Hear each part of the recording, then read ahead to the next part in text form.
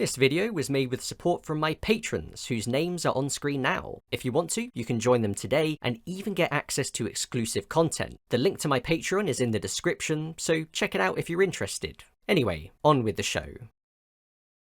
That's right, this is not a video about Gran Turismo. It's a video about Forza Motorsport. Which is close enough, I guess. So last week we got quite a lot of information about the single player campaign for the upcoming Forza Motorsport title by way of a gameplay demo and a discussion in the Forza Monthly livestream with Chris Sasaki, the creative director for the series, all of which will be linked below. A few people have been asking my thoughts on all of this, given my series breaking down the single player experience of Gran Turismo 7 and all of the ways it completely fails, in my eyes anyway. And after seeing this gameplay demo and listening to the discussion, I have to admit I am quite intrigued. There were quite a few things in there which really piqued my interest and I feel the need to talk about. So why don't we dive right in? Right then, so firstly I have to say this is going to be sort of podcast style discussion, sort of more laid back, just sort of discussing the points and adding my own opinion in there really. So yeah, firstly, my perspective, bear in mind my perspective will be coming from it as someone who's played Gran Turismo 7 quite extensively. I haven't played Forza Motorsport 5, 6 or 7, the most recent games. I am of course aware of them, the general opinion on them, you know, and that sort of thing, but I haven't actually played them myself, so, you know, there are still some unknowns.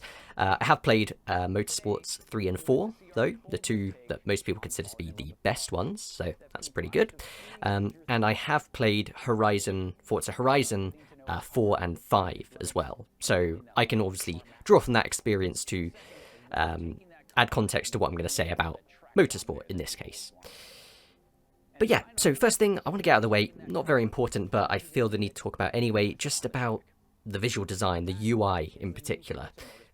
Boring, extremely bland, and I mean, the point I want to make with this really is, I'm not even sure if that's really a criticism at this point, because it almost seems like a fact of life that these simulation-focused racing games just have to have boring visual design, and I don't really get it, to be honest. It's you know, it's the same with Gran Turismo. If anything, I'd say, you know, Gran Turismo it got a little bit more style. Forza's always been a bit behind in that regard anyway. But yeah, never really got it, you know. Feel like that's always an area that they can use to, you know, add a bit of personality, but they never seem to. They just seem to prioritize just functionality, kind of like a vending machine or, you know, an elevator. It's not very interesting. But yeah, just get that out of the way first. Next point, another negative, is of course the fact that the single player progression is always online.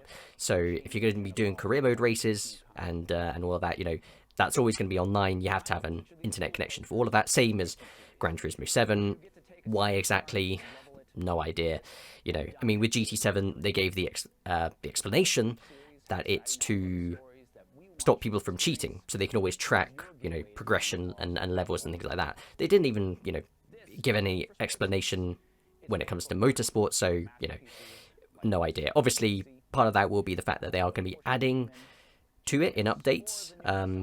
Obviously, it doesn't explain why you need to always be online to play it, so, yeah, it's a you know, a down point, a negative point, but what can we do? Modern gaming, it seems, you know, where, you know, the ability to connect to the internet is being used as a negative instead of a positive somehow. Incredible. But anyway, let's talk about the meat of what's actually in the gameplay demo. So firstly, the structure of the game, of the career, and the overall event list. So there's a few events here. I mean, it's nothing groundbreaking. It's mostly just sort of grouped by the type of car. So, you know, like sports cars, hatchbacks, that sort of thing. And then different eras. The way that they've sort of organized it is, instead of, you know, with Gran Turismo, of course, you've got like the league format. They have this tour format. So each series is separated into individual tours. And completing each tour, you get rewards, and obviously it, you know, progresses in that sort of way. And a key point also I noticed is that you don't necessarily, you know, to unlock the next events, you don't have to actually win the events, you just need to finish them to unlock whatever comes next, which is an interesting point. Another point to that is the fact that, it is somewhat linear. It's not completely linear because there is options. I mean, in the gameplay demo, you can see there's two event choices. There's the sports cars event, which they show, and there's another one, I think, track day cars or something like that. So obviously there will be choices. My hope is that there will be more branching paths, and as you continue in the game, it will expand from there. That's what I really hope to see anyway. But in some ways, it's quite odd because in one area you can see they have an event for super sedans, and then by completing that, you unlock the event for vintage hatchbacks, which to me makes no sense at all. Like, so you go from racing BMW M3s, and then you unlock an event where you've got to go and drive like a classic Golf. It's like, why? I don't really get it. So there is an element of structure to it. How they balance it's going to be interesting. Stuff like that, pretty stupid. I don't really know why they think people would want to do it in that order. I mean, most people, I imagine, unless you have a particular love for those types of cars, you're just going to skip that event anyway, unless you're forced to do it, maybe. But we'll have to wait and see how that works. And also, of course, the fact they mentioned that they're going to be adding events directly into the career. So this is another interesting point with Forza Horizon. The way it's been done for the past couple of games is they have festival playlists, is what they call them, basically sort of weekly, monthly challenges, where they add events, things to do to earn rewards and cars and things like that. And I think it's a good change that they're adding these directly into the career with motorsport. It's going to give it a lot more weight, and there's going to be a lot more reason to stick around. So one of the big problems I have with Horizon is whenever I think about going back and playing it's always like, well, I missed out on so much, and there's no way to get what I missed out on, the cars and whatever, and that always kind of puts me off. So the fact that they're just adding it directly to the career mode with motorsport, and it's always going to be there for you to do, I think that's a positive.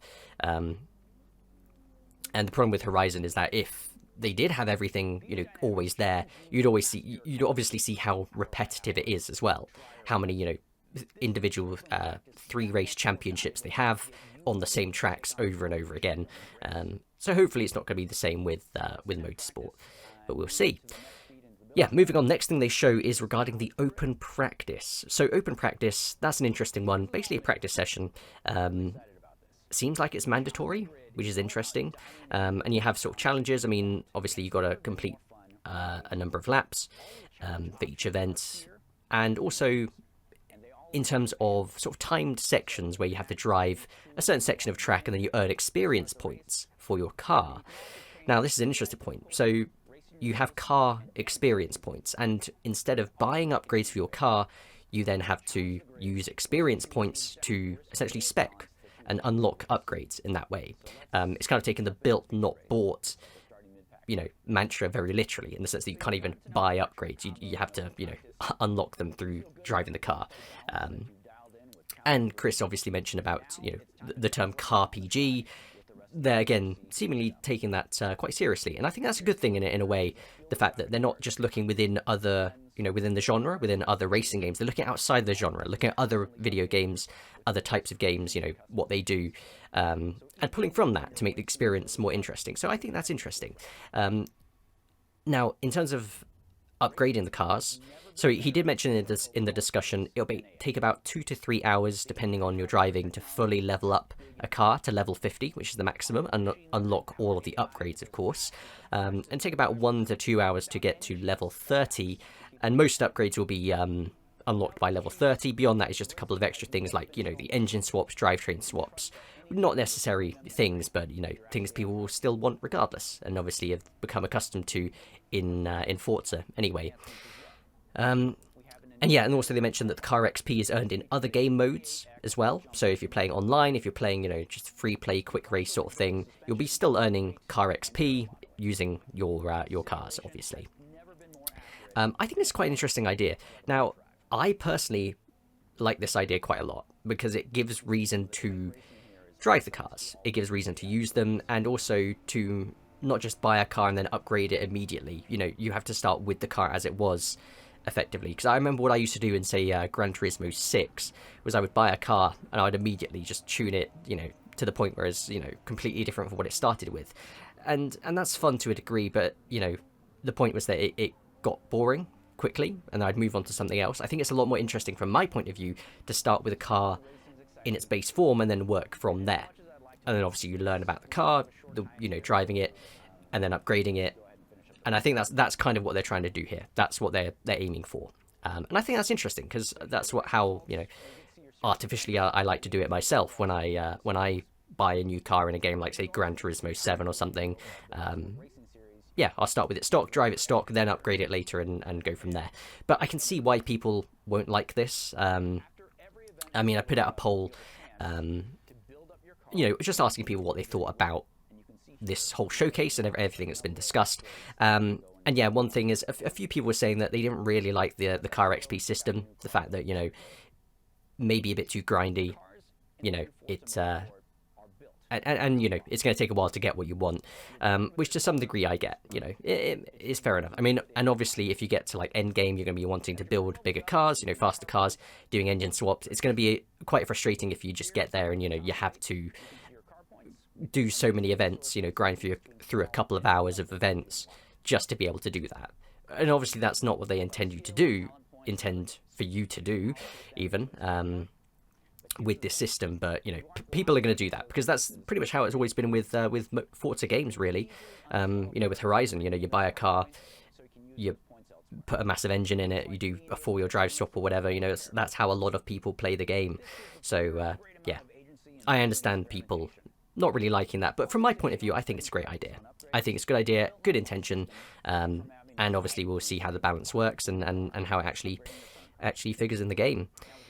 But yeah, moving on. So the next thing they show is the Challenge the Grid. So Challenge the Grid, this is quite interesting. Effectively, you're just choosing where on the grid you start, and then you're getting obviously more money for starting lower down, giving yourself more of a challenge. So it's basically challenge and reward, more challenge, bigger reward, sort of thing. Or risk versus reward, I should say.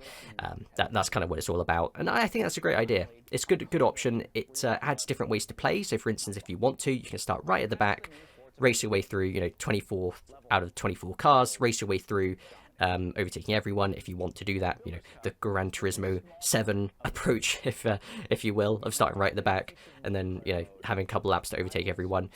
Or you could, start mid-pack. You could start on the front row, in fact, but have a much slower car, and then see how many positions you can hold on to. So yeah, there's lots of replayability there, lots of different ways to play, and I think that's a good idea. But one point is, it kind of feels a bit like make your own game kind of thing, like rather than the developers designing the game for you. They're saying, well, here are all the options, just do it yourself. Here's, give yourself the experience you want rather than us making the experience, which, I'm not sure how I feel about that. Again, we'll have to see how it works in practice, but yeah, it's an interesting idea at the least. I appreciate them, trying new things. Much better than GT7's system of always starting at the back, miles behind the AI. So that's good anyway. Now, we're going to get onto progression. So progression is a big topic. In the discussion, Chris says, one of the big things people are asking for is progression. Lots of progression. Starting with slow cars, making your way up to the faster cars, and the whole experience doing that. And yeah, obviously these types of games, that is what it's all about. That sort of thing with this type of racing game, with games like Forza, like Gran Turismo. That's a big part of the appeal for a lot of people anyway. But here's the thing about progression. It's not just about getting faster cars, winning harder races. Obviously that's all part of it, but there's so much more to that. You have to factor in things like difficulty. Gradually gets a little bit harder, and other things as well. Potentially things like the number of opponents, adding tyre wear and fuel usage. But the thing is, with a lot of these examples, Motorsport just has these as options.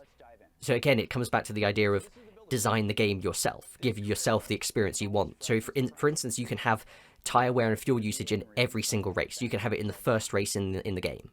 And also the example they showed with the sports car race, it has a full grid of 24 cars for what seems like a fairly early event in the game.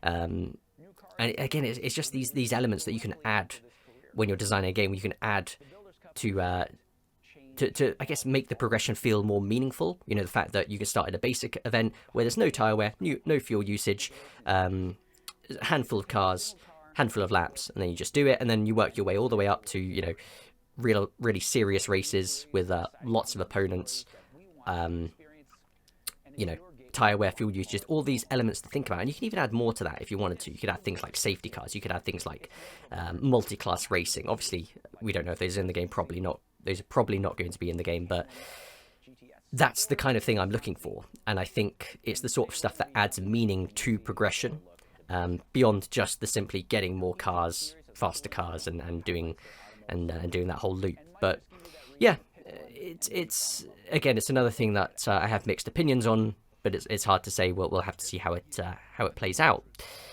But something that is quite good, looking quite good, is the AI, the artificial intelligence. So I just got to say, I don't care about the drivatars at all. I've never have, really. And effectively in this game, the tag of drivatars isn't really that meaningful anyway. It's just that they have the same username as your people on your friends list, and they use the same cars with the same liveries, but that's about it. They don't really, you know, how it used to be is that they had a similar personality in the way they would drive, but I don't from the wording, it doesn't seem like that's a thing anymore.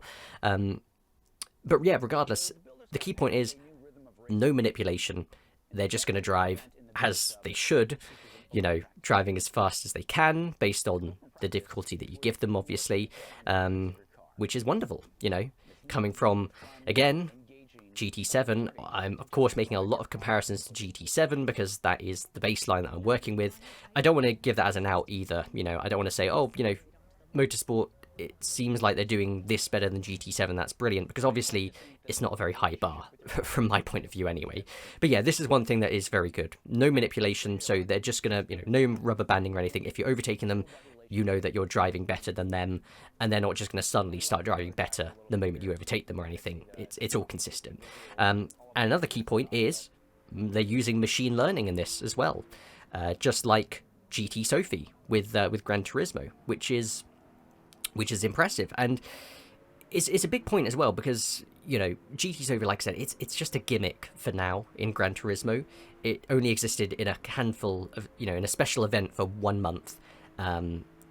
And that's kind of it. And obviously the nature of it and how it's created means it's quite intensive. It can't be used all the time, everywhere, effectively. But with Forza, seemingly, with Motorsport, it's going to be in every event all the time. That is just the standard AI, which is brilliant.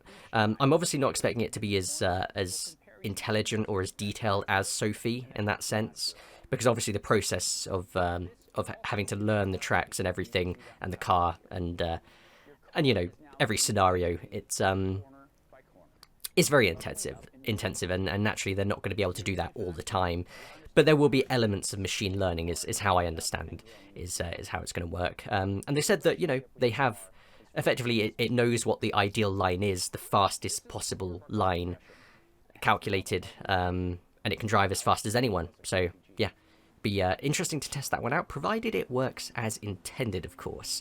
But the key point is, it doesn't matter how, you know, fast they can be over one lap. If they don't race well, you know, if they just completely fall apart the moment you go wheel to wheel with them, then it's, you know, pointless. So from the gameplay demo, it's hard to tell how well they're racing. They're not on the hardest difficulty either. But, you know, it's not the worst. I mean, it's not the best either. You can see a bit they do use weird racing lines sometimes, but maybe that's because they're, you know, at the start of the race, it's bunched up with a bunch of cars. Again, we don't know enough. We'll have to wait and see how that unfolds. But yeah, tentatively, that's positive from what they've said and what their intentions seem to be, actually having proper races, right? Gran Turismo, you can learn something there. Yeah, next thing, it's tuning. It's upgrades and tuning. So I mentioned about the car XP. You use that for upgrades. And in terms of the upgrades themselves, they seem to be fairly similar to previous Forzas, like the upgrade types, you know, what you can upgrade, the exhaust, the engine, you know, the specific things like that. It all seems to be reasonably similar.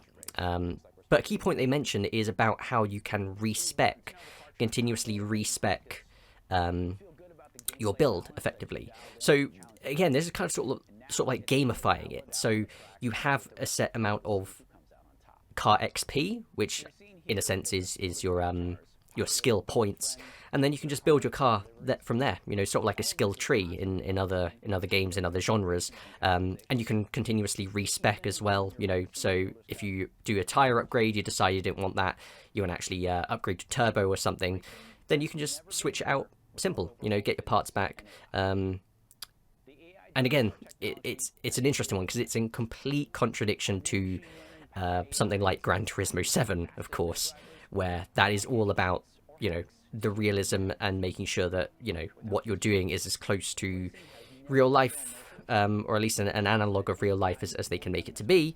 And in a way, they kind of seem maybe a little bit embarrassed by the fact that it's a video game at this point, whereas motorsport seems to be more leaning into that, and I think that's great because again, taking cues from other genres is a good idea. I've discussed before how behind the times the overall racing game genre seems to be recently, so in my view that's only a good thing. But yeah, again, we'll need to see how it plays out, because maybe it becomes a case that it just feels like upgrades are meaningless. You just put whatever on and then take whatever off. But yeah, again, I hope it's more of a case of giving you that freedom and like I say, gamifying it to add layers and add, give you more freedom, give you more to do.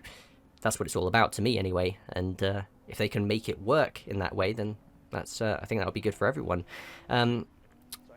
Yeah, and I guess the final thing is the overall gameplay loop. So what I think was quite a big statement is how Chris sort of talks about the gameplay loop, which he describes as level, build, and dominate.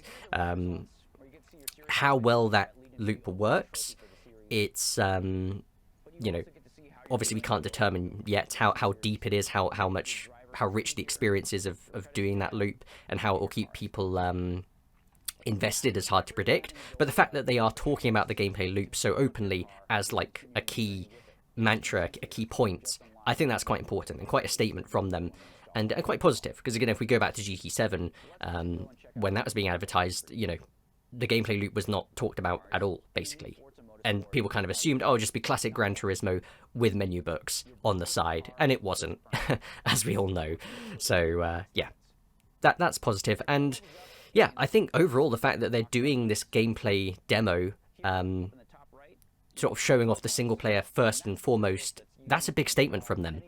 And I think that overall is quite positive, regardless of the overall quality of the product when it comes out. I think, we can at least determine that their intentions are good with this. They want it to be as good and engaging and give people hundreds and hundreds of hours of content, and meaningful content, and having replayability, which is our next point, really. So I guess that's the main stuff from the gameplay showcase done.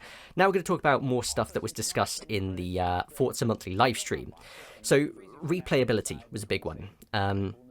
Now, Chris mentioned that the design was overall influenced by sort of people doing challenge runs in other games, streamers and things doing challenge runs. Obviously, we can talk about like previous Gran Turismo games, for example, that I hope will be one of the influences, but obviously they wouldn't admit that publicly. But yeah, it's kind of about, I guess, tailoring your experience to what you want from the game.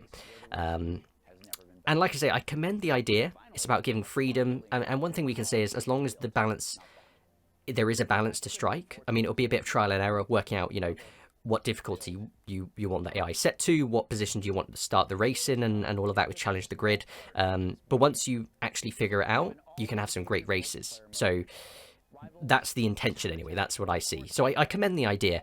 But the problem I can have is that in some ways it can dampen the progression.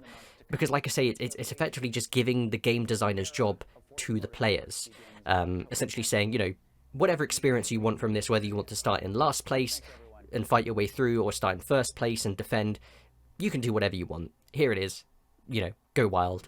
And it's not a bad idea, to be honest, but I think it should be sort of maybe more like a new game plus sort of thing, where you can go back after you've completed events you can go back and do that after the fact. And the events themselves should be more curated in a way, more structured to say, you know, in this event, you have to have tire wear on. You have to start. Well, actually, I mean, because if you start in the grid, you can do qualifying and things like that. Potentially as an example, but it doesn't seem like qualifying is included in motorsport, but we don't actually know for certain. But those are the ideas anyway. Sort of a more curated experience in that sense. I mean, we'll get back onto that topic later, but yeah, like I say, the fact that they're adding replayability, that's great. And I think it's gonna... It's difficult because it's the progression during the game, during your initial playthrough, it might be a bit strange because people are just going to have to work out what they want from the game. But then when you go back and, like you said, do challenge runs and try different things, that's going to be fun to experiment with. But for an initial playthrough, I'm not 100% certain how that's going to work, and not entirely on board, but, we'll see. And another thing relating to that is how credits influence progression. So obviously, credits not going to be used to buy upgrades, because that's done with the car XP, but you can still buy cars, obviously. So something I mentioned is there's no credit scalers on the assists. So in previous Forza games, if you had traction control on, if you had ABS on, you would get less money than if you had those off, in which case you'd get a bonus for supposedly adding difficulty. That's gone, which I think is good, because I think those things shouldn't be about rewarding the players for not using them. It should be about just tailoring the experience to what you want based on your own skill level and what you come to the game for, really. The thing is, though, they still do have credit scalers for difficulty and other options, like whether you have tire wear, fuel usage, strict penalties, track limits, that sort of thing, which I'm not entirely on board with either. I mean, firstly, starting with credit scalers for difficulty, I'm never really entirely sure why Forza has done this, because it seems to just add more problems than actually, benefits the game. So the idea is obviously, the harder you make the experience, the more you're being rewarded. But the problem is, that then can skew the progression that they're, aiming for so much. So for instance, depending on the balance, you could find that if you're, on much easier levels, potentially you're getting way less money. Obviously, the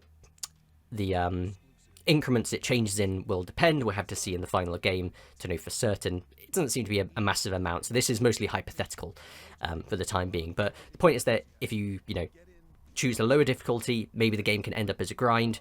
But on the other side of that, potentially if you choose a harder difficulty, the game can be much easier, and your progression can just completely go out of the window. That's what I mean when it feels like that sort of thing can add more jeopardy and cause issues than what it actually is, than benefits it can actually give. But again, it's like they have good intentions with that. That's always been the way in Forza games as well. Like I say, never really understood why, but because you don't really see it in other genres of games. You don't, the difficulty is just about giving you the experience you want to have. It's not about rewarding you for, challenging yourself, which is, I guess, what the challenge the grid thing is now. So how those two things play into each other, it's like, I can set the difficulty lower and get less money, but then start further back and then get more money to make up for it. It's a weird dynamic. Again, we'll have to wait and see how it works in the full game, but yeah, bit of a weird one.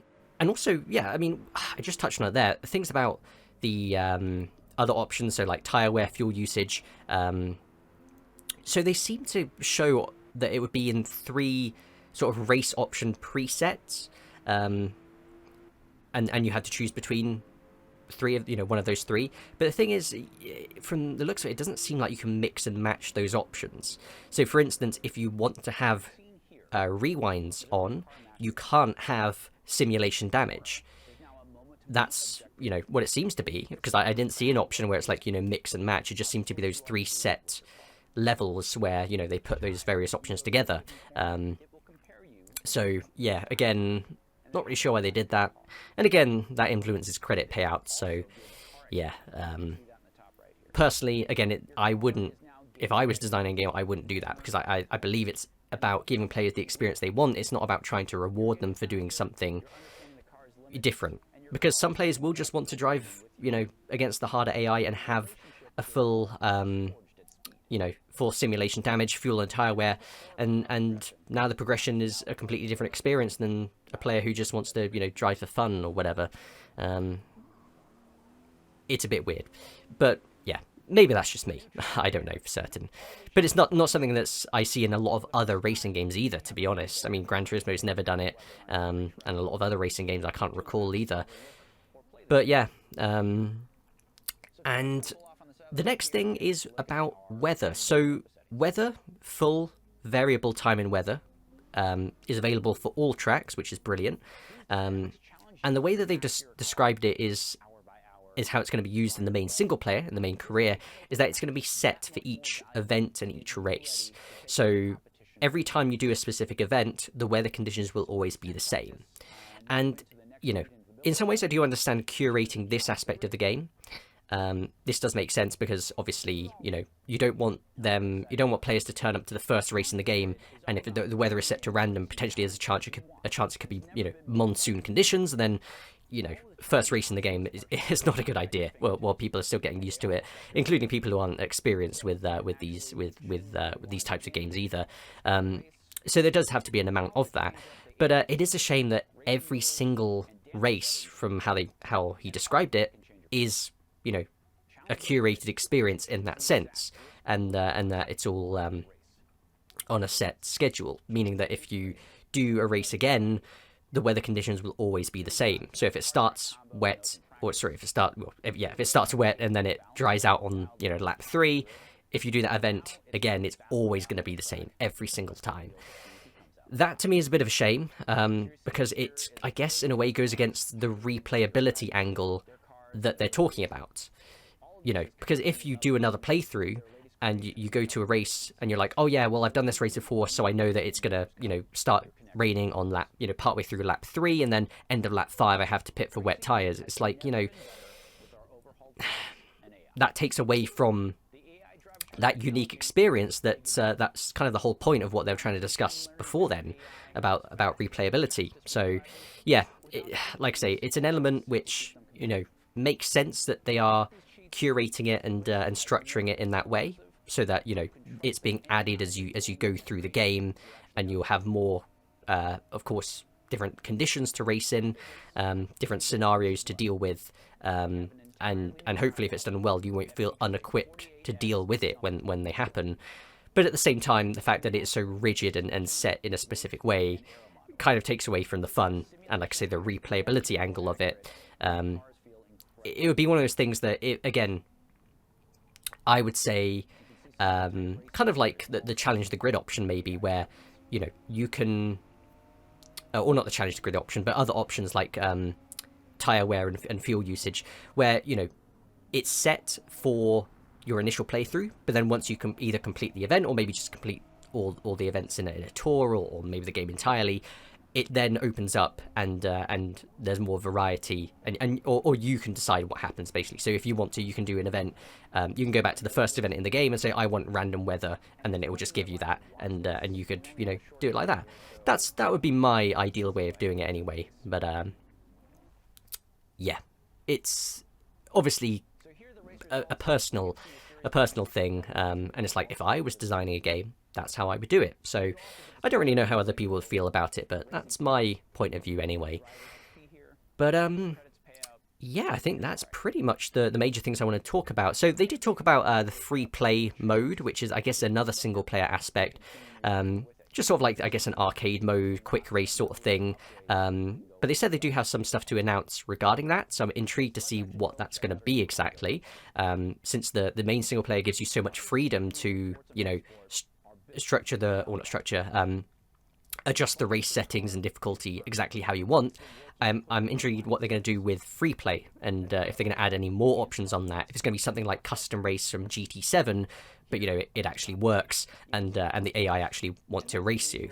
That would be a nice change of pace for once. But yeah, we'll see what happens with that, because they'll discuss that at some point. And yeah, overall summary. So in terms of what I think, again, you know, as many people have commented when I put out that poll, a lot of people are on the bench at the moment because we just don't know enough, really. And I think that's a good thing, that people are aware of this. You know, we're not jumping into it saying, you know, this looks great, it's going to be great, because we don't know. We can just make speculation based on what we know. And obviously, like I try and draw intentions from the people making the decisions, and then we can see how well they live up to that, and maybe, you know, we can sort of get an understanding of their mindset and what they're trying to do, and that can inform future decisions as well. That's what I look at anyway. But in terms of my own summary, if I were to give an opinion at this stage, you know, early stage still, I'd say the racing, actual event racing, looks like it could be engaging. I mean, certainly more than GT7, but like I say, not a high bar. And we can tailor our experience to that, which should be a lot of fun. The car progression, I like. I can see why other people don't like it, but I think it's quite good. As long as the balance is done well, it has potential to be a lot of fun, and means that, you know, driving different cars will actually have some sort of meaning, and sticking with cars as well. You know, say upgrade a car if you've used it in a few events. You're then able to upgrade it to a certain level, but at the same time you then earn money, and then you can buy another car. But would you want to stick with that car, or, you know, go to a new car? You know, it's an interesting concept, so we'll see how that works.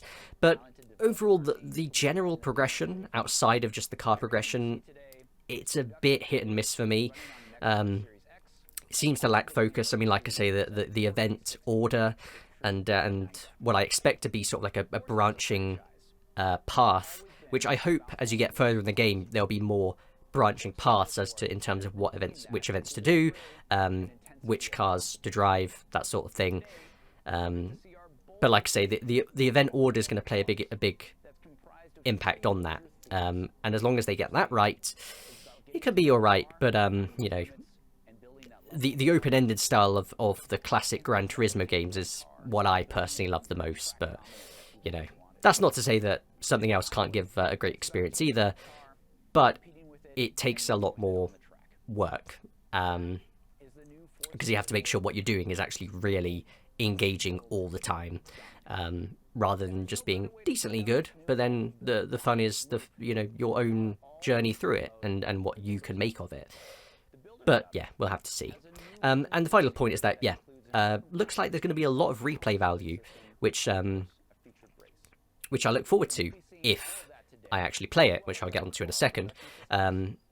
So even if the main career isn't the most engaging thing to play through, hopefully going back and doing events with different cars and giving yourself different challenges, like Chris talks about in that discussion, whatever you want to do, so many options to tailor your experience to that, and find something that really interests you within the game, a way to play it specifically. So yeah, that looks quite good, but again, have to see how it works out. So I've talked a lot already about this game, and the key point is that I might be playing it. Not guaranteed though. So here's the thing: I don't have an Xbox Series console at present, and my PC in its current state will not be able to support it either. Will not be able to play Motorsport. I mean, I'd said, obviously, if I was looking at it just from perspective of a casual player, I'd say give it a month after it releases, then ask what the general opinion is, see what the general, the consensus is among people who play it regularly, and then gauge your opinion on that. From my perspective of, making these videos, I'd be playing it pretty much immediately if that were the case. If I had access, to a means of playing it immediately, then that's pretty much what I would do, really. But yeah, I mean, if the game is a standout, it's exceptionally good, I will find a way to play it.